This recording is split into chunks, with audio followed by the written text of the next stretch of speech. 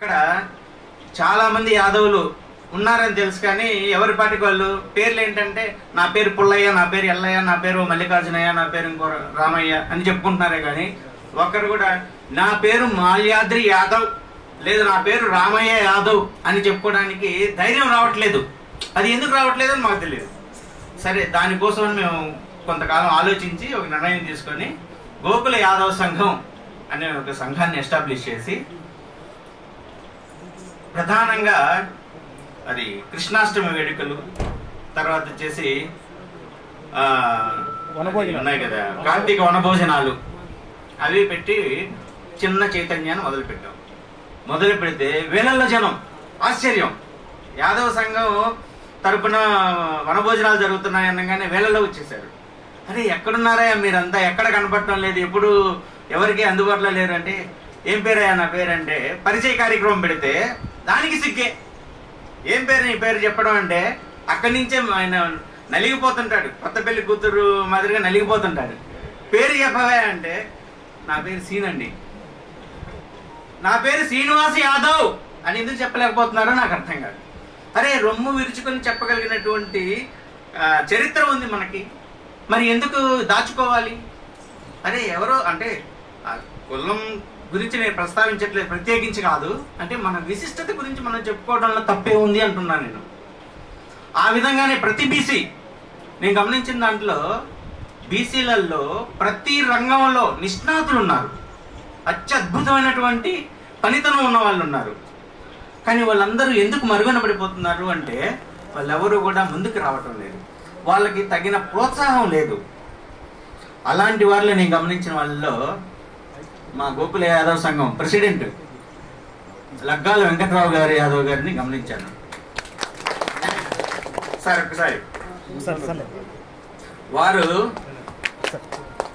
ప్రతి పని, ఆయన ఒక బిల్డర్, ఆయన ఇప్పుడు పేరుగాంచిన బిల్డరు, ఆయన ప్రతి పని మనలో మన వాళ్ళు ఉన్నారు, యాదవులు మన వాళ్ళు బీసీలు ఉన్నారు, వాళ్ళకి ఎందుకు ఇవ్వకూడదు, పలానా పని ఆయన చేయగలడు, ఆయన తీసుకొచ్చి ఎంకరేజ్ చేద్దాం, ఆయన ద్వారా 10 మంది ఇంకో 10 మంది పిలుస్తారు.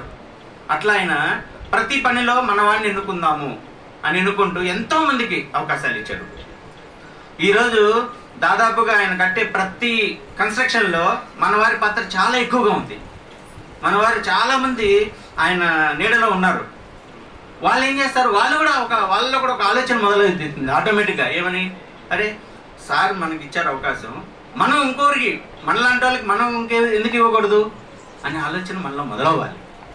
అలా మొదలవున్నప్పుడే ఏదైనా సరే బీసీలు మనం ఓసీలుగా మారుతాం.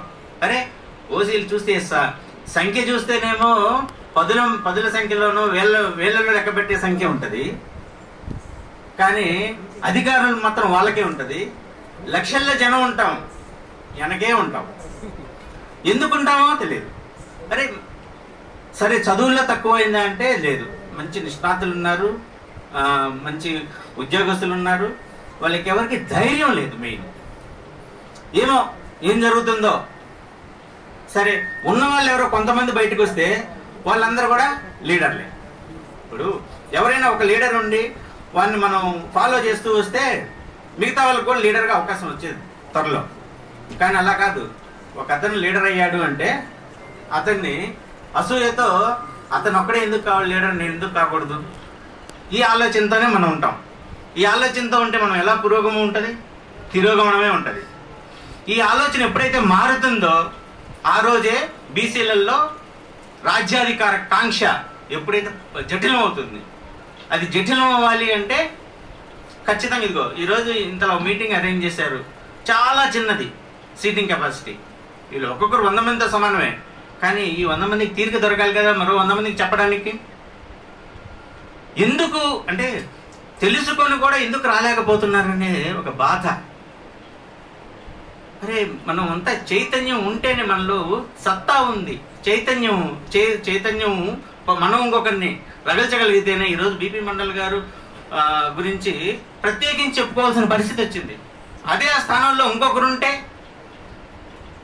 వాళ్ళని ఎన్నో విగ్రహాలు, ఏ వీధిలో పెట్టిన విగ్రహం ఉండేది.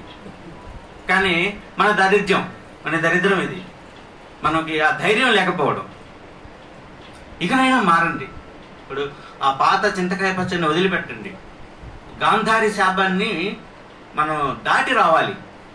గాంధారి శాపం శ్రీకృష్ణుడి వల్ల మంచి జరిగిన దానికంటే చెడు ఎక్కువ జరిగింది మనకి, నాకు తెలిసి ఆలోచిస్తే.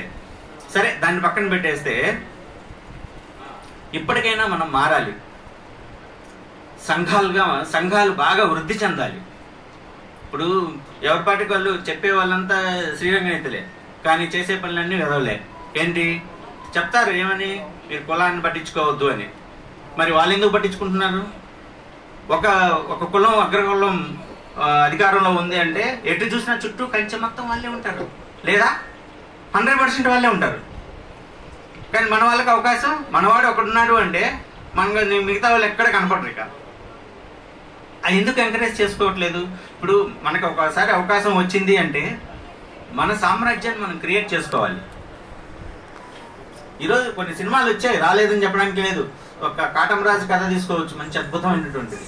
ఈ మధ్య ఎవరు ఒక జాతర అని ఒక సినిమా తీశారు, పాలేటి గంగమ్మ గురించి, అక్కడ సంప్రదాయాల గురించి. ఎక్కడో తెరమరుగైపోయి ఉంటాయి. చాలా సినిమాల్లో మిగతా కులాల కంటే యాదవ్ కులాన్ని ఎక్కువగా వాడారు. శ్రీనివాస్ యాదవ్ అని, శ్రీనివాస్ యాదవ్ అని చెప్పేసి కొన్ని గట్టిగా చెప్పగలిగే సత్తా ఉన్నాయి. అట్లాంటి సినిమాలని కూడా తీయచ్చు. తీసి ఎంకరేజింగ్గా పబ్లిక్లోకి వదిలితే చైతన్యం ఆటోమేటిక్గా వచ్చేస్తుంది. అక్కడ పబ్లిక్లో ఎప్పుడైతే చైతన్యం వస్తుందో అప్పుడే కులాలు డెవలప్ అవుతాయి, రాజ్యాధికారం వచ్చేస్తుంది, ఖచ్చితంగా వచ్చి తీరుతుంది. మనం ఎందుకు మరో బీహార్ కాకూడదు? తెలంగాణ అయినా, ఆంధ్రప్రదేశ్ అయినా సరే